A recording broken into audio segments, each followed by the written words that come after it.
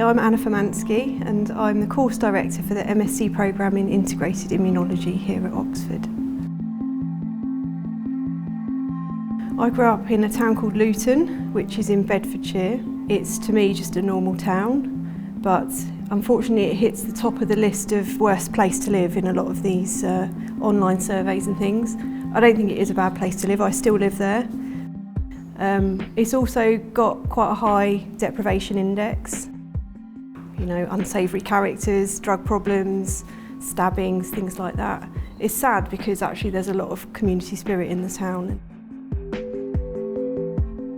When I was growing up, I didn't really see very many people who were doctors or academics, but that doesn't necessarily mean they weren't there, it just means that they weren't visible to me. I've never had what they call a career plan.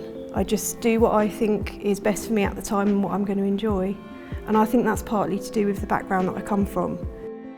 Some of my friends from my later life were very much like prepared for what they might do or what they should be doing or what would be good for them to do, whereas I never really had that kind of pressure.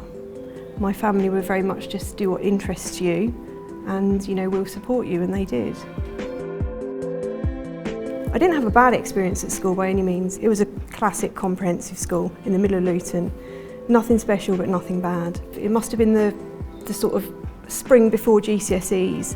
They picked out like 3 of us to go on this, actually it was a maths masterclass to Cambridge, to Pembroke College.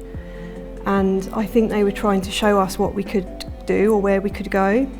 But honestly, it completely put me off. And they took us to dinner in one of the college halls and they were all wearing their penguin suits. And I was just, you know, I was like 15 or 16. I'm just sitting there thinking, I do not want to be part of this. This is bonkers. You know, it looks bonkers. So I can't quite believe I'm somewhere like this now. I've seen data that actually shows that open days can actively put people off. So I think those kinds of things have to be designed really carefully. And I get that because I really felt that. I think there's a difficult balance where you've got the tradition and what makes it what it is, and then you've got young people who will just feel completely like it's alien to them. So you don't want to compromise on all your traditions because that's what makes the place and it's got an amazing history. But in using that and showcasing it, you've got to be really mindful of how lots of different people might view that and how it might make them feel.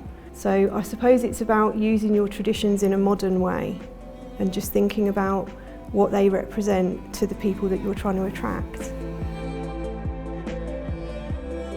What I would say to someone who wants to get into academic science or teaching is you just have to follow what you enjoy, I think. And you need to find someone who is going to support you. And those people come up as you go along. I think you can't always go out looking for them. So I think, you know, going with the flow is the best way.